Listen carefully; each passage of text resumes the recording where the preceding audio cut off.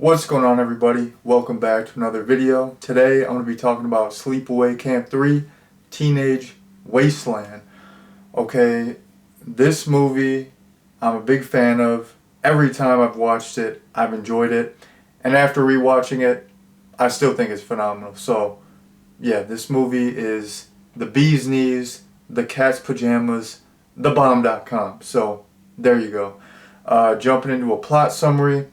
In this one, Angela starts off and she kills this camper and she assumes her identity and she goes to this new camp, Camp New Horizons, which it's the whole like gimmick of this camp is that it brings together underprivileged kids and rich kids, and it's actually on the same campsite of Camp Rolling Hills. It's just kind of rebranded and it's got that little gimmick.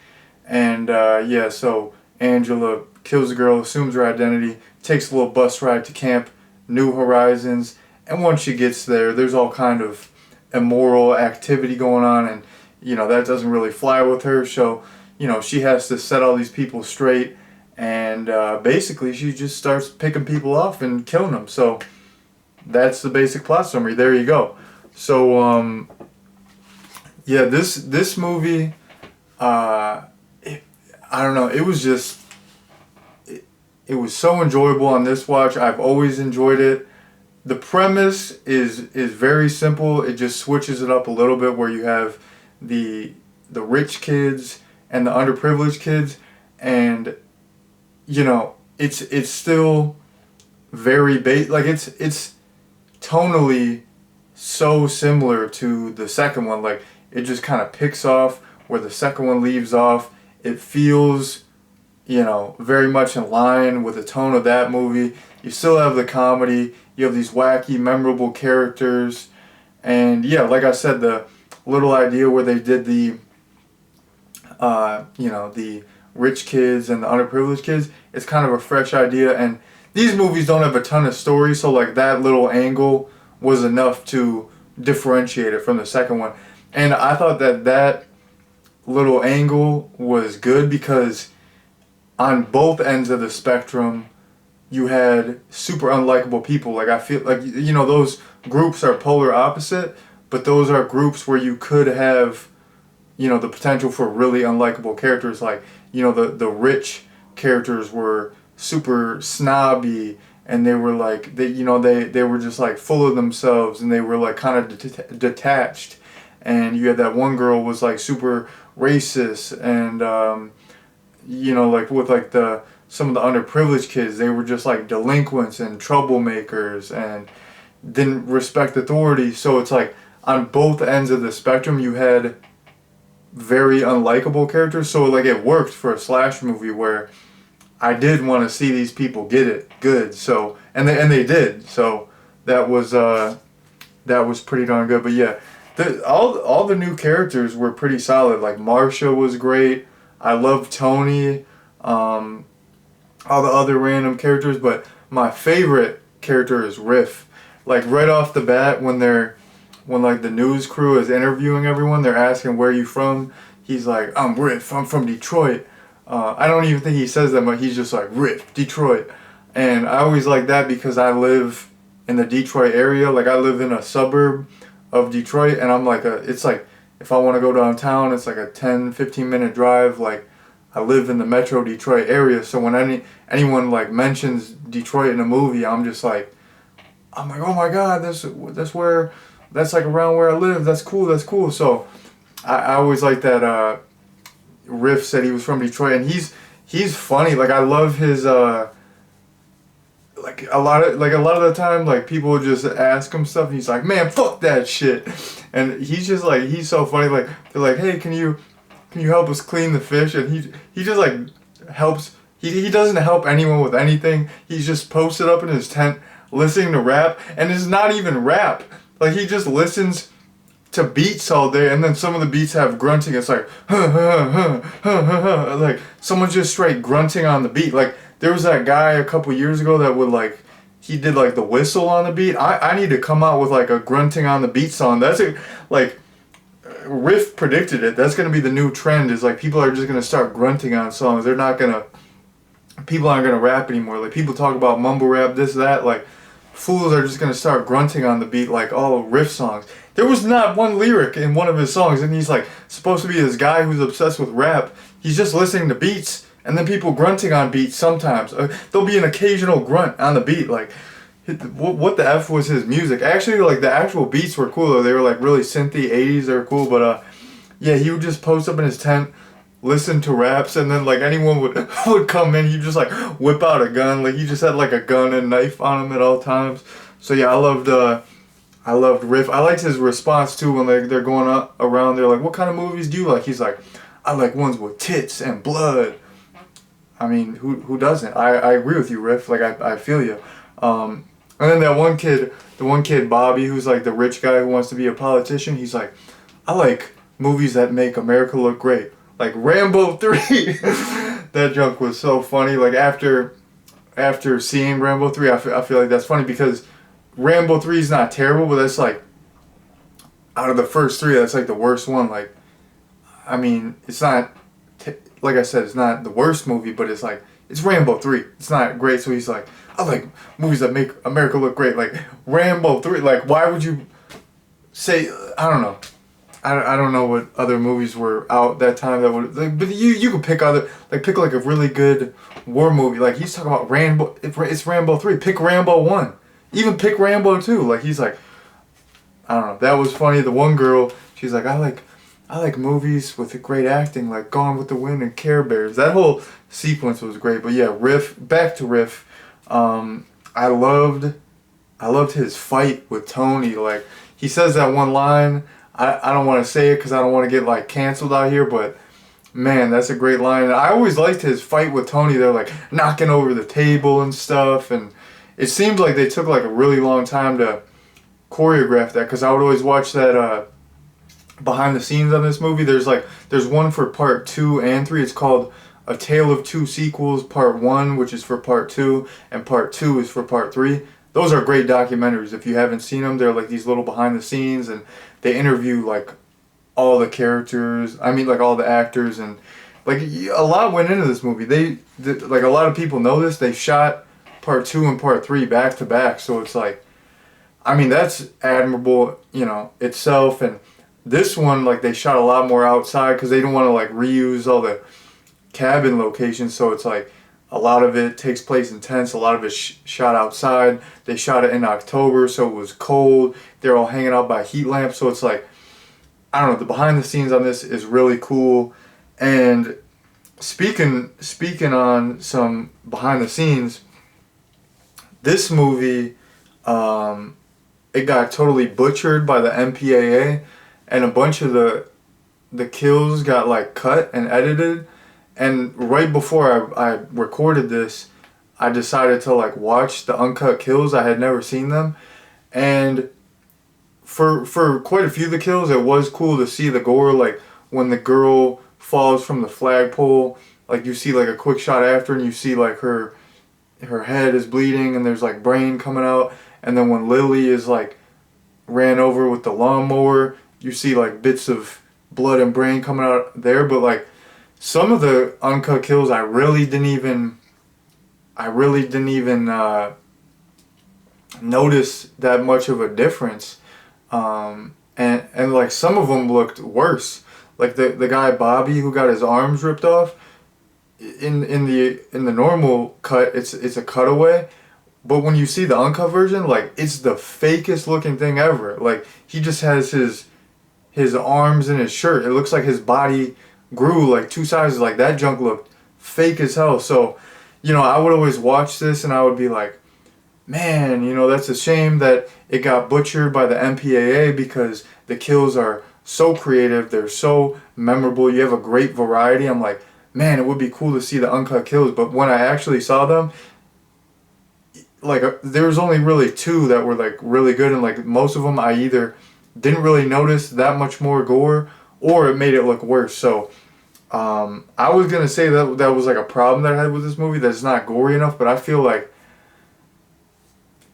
yeah, like I feel like part 2 is probably the goriest out of the first three, like the most blood. But this one, even though it's not super gory, like the kills are still good. I feel like it doesn't ruin the kill, because like the kills are so creative and they're still scary. Like when the girl falls from the flagpole, like I cringe because I'm scared of heights. Like when Lily is run over with the lawnmower, that's the most creative kill. I like the kid who gets killed with a firecracker. There is like some blood and gore, like when the one cop gets shot, like that's pretty bloody.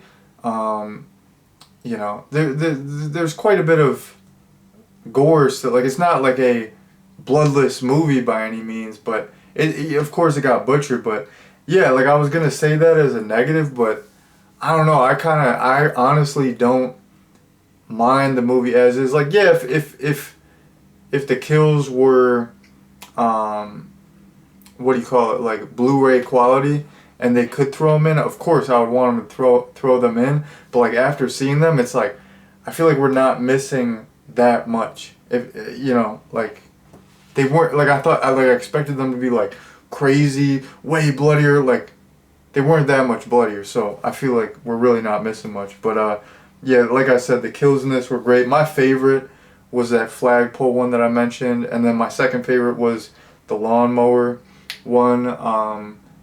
Yeah, there was just such good variety, like just really scary scenarios. I love the kills.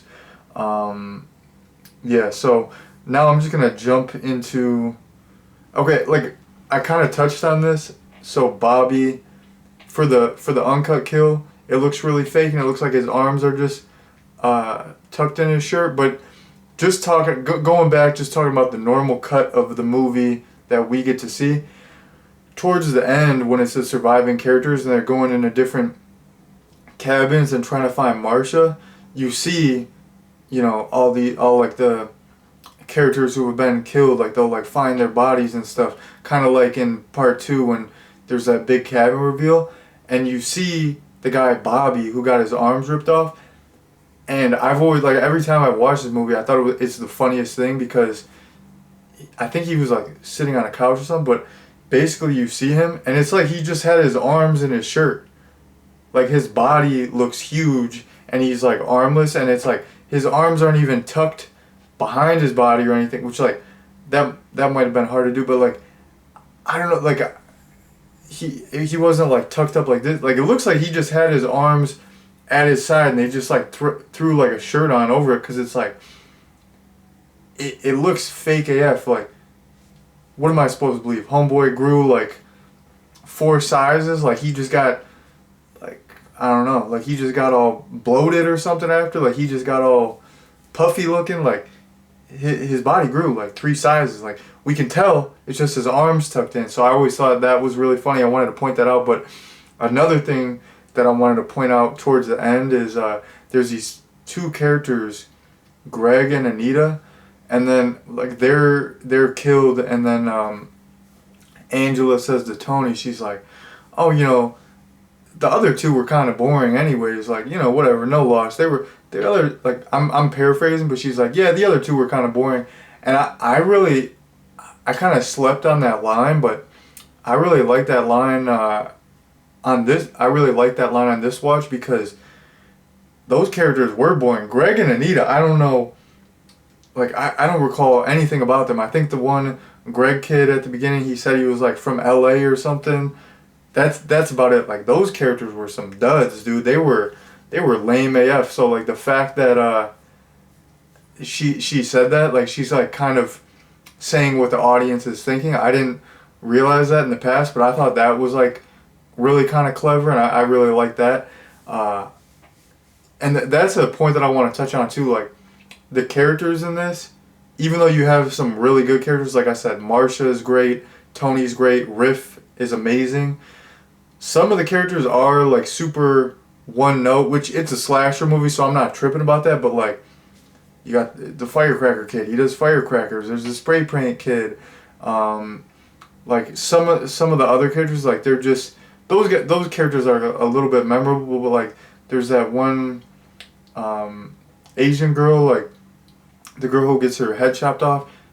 She's kind of boring. Like a lot of the the characters are hit or miss. Like they're either like really wacky and crazy and memorable, or just kind of there, and it's like they're just a body to get killed. Which that is a thing in a lot of slasher movies. So it's like I'm not bothered by that, but I just yeah, like it's kind of in line with how this movie is polar opposites. Like you have like the super rich kids and the super poor kids. It's like you have these super charismatic, interesting characters like, you know, Riff and Tony and Marsha, and then you just have like these total dud characters where it's like I don't really know their name. I wrote their name down, but I wouldn't have recalled it otherwise. I don't even remember what they did in this movie. It'll be like 2 days and I'll forget all about them. So, yeah, I did just want to mention that some of the characters in this movie were super duper boring, but the great characters made up for it. And then jumping into the last point, you got to talk about Herman getting with Jan Hernandez. You know, this has become a staple of the franchise where you have some elderly gentlemen getting with just an extremely hot girl in her 20s. Like, dude, Jan Hernandez was probably the hottest girl in the whole movie. Like, yo, like her, like, man, her tits were stupendous, yo. Like, she was rocking the quadruple D's, man. Like, oh my goodness, beautiful woman. I'm telling you what. Like, I'm not trying to be a, you know, like, pervy sage up in this, but oh my goodness gracious, like, she was a beautiful woman. And like Herman, like, what I don't get the draw, because I tried to like rationalize the Meg and Mel relationship, and I'm like, cause Meg was hot, dude. I'm telling you what, Meg, beautiful lady. Like, motherfuckers might hate on Meg. She's a beautiful lady. Shouts out Meg. But like, I was like, well, maybe she got with Mel because Mel was this camp owner, and it's like an established camp. It's been around for years. Maybe he's getting that guap.